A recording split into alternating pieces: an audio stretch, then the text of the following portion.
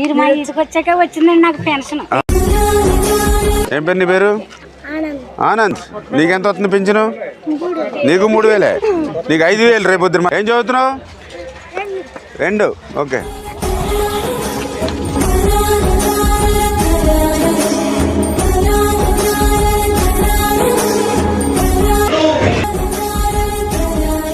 బాగా చదువుకోవాలి. ఓకే రా. ఓకే.